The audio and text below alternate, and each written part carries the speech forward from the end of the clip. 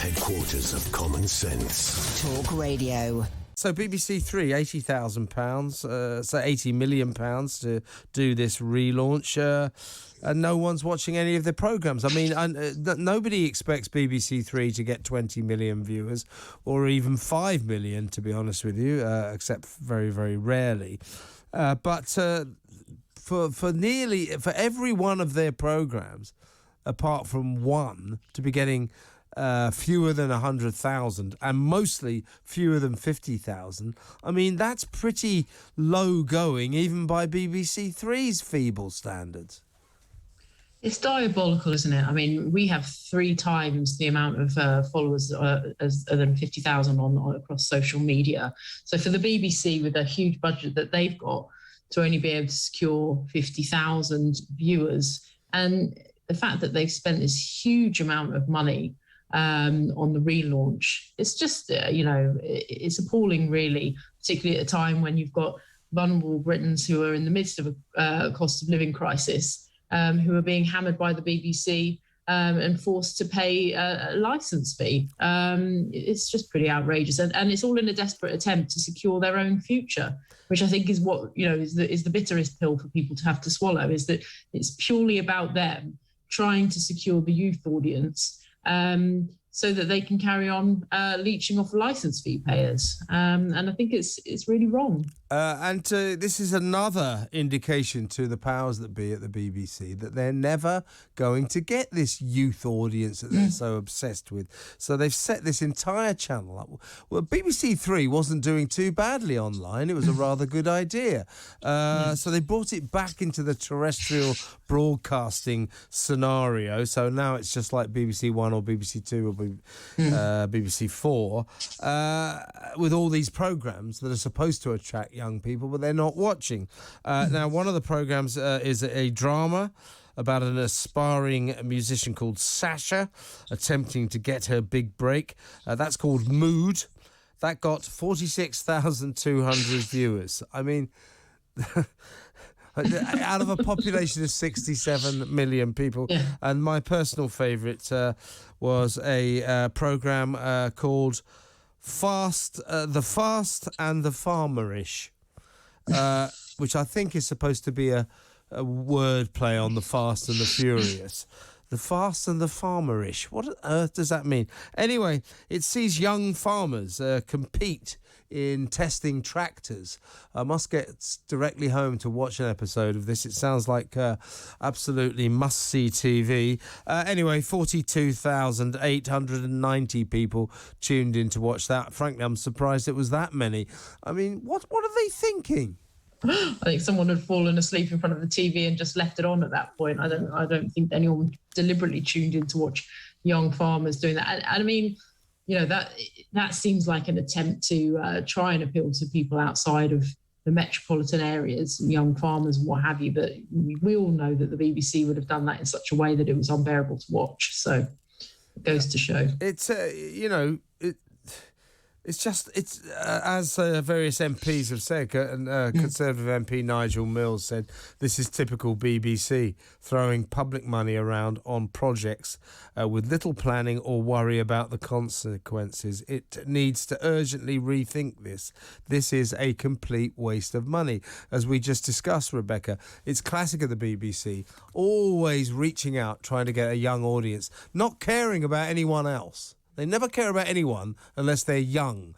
Why don't they just accept that what audience that they've got left, and by the way, it's nothing like what they used to have, but what audience they've got left, they're not 16 and 17 or 10 or 11 or 25. They're all in their 50s if you're lucky. They're probably older than that. Why doesn't the BBC go for the audience it's got?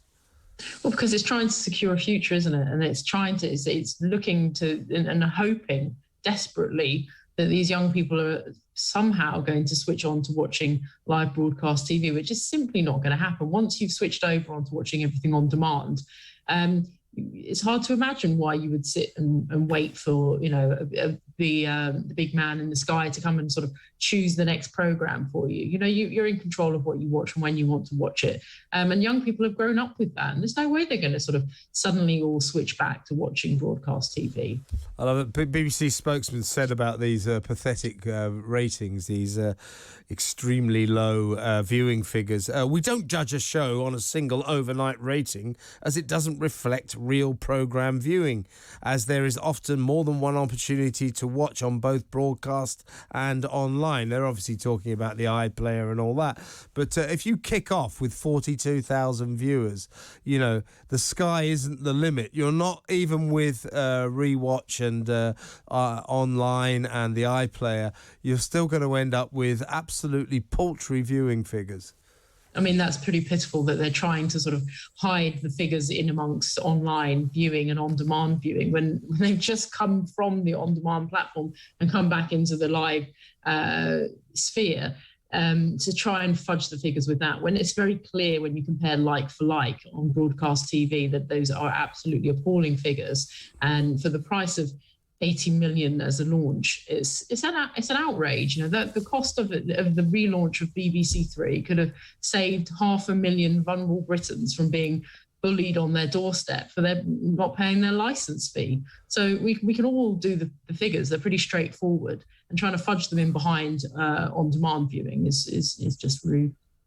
What this feeds into is an increasing suspicion, indeed a kind of fear, that, for all its faults, the BBC used to have some people there who knew how to, attract a big audience, who understood what it meant to make popular programmes with popular appeal.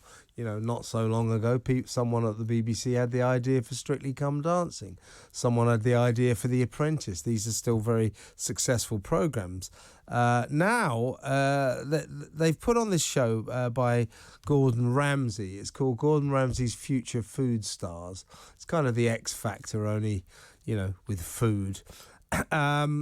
Now, that started last week and it got 1.9 million viewers. I mean, that is absolutely, hopeless. It's hopeless. And this follows on from Gordon Ramsay's other programme, Gordon Ramsay's Bank Balance, which you may remember was a consecutive night thing that got, I think, even fewer viewers than that. Let's have a quick reminder of a couple of Gordon's untasty TV treats. I'm about to be let loose on my own brand new game show for 3 nail-biting weeks. Oh my goodness! I promise not to shout. Can you two wake up? I promise not to swear. I promise not to be mean. By the time you pick a category, I'll be older than Mary Berry. Let's start from the top. What's this? Yeah. This is our salt and pepper chicken wings. It's over-seasoned, we know that. So you've over-seasoned it and you know that? Yeah, that's that, yeah. They're a bit too salty. Right. Holy the saltiness on there is insane. Ridiculous, off the charts. You've just sunk your shack. That's it, mate, honestly. All jokes apart, that is unedible, right? So both of these shows, Rebecca, absolute turkeys. No one watched them at all. So having made one of the worst disasters, even by BBC standards, in BBC history, Gordon Ramsay's Bank Balance, they're back with Gordon Ramsay's Future Food Stars. And guess what? No one's watching it again. No, doesn't anyone at the BBC have any idea how to get an audience?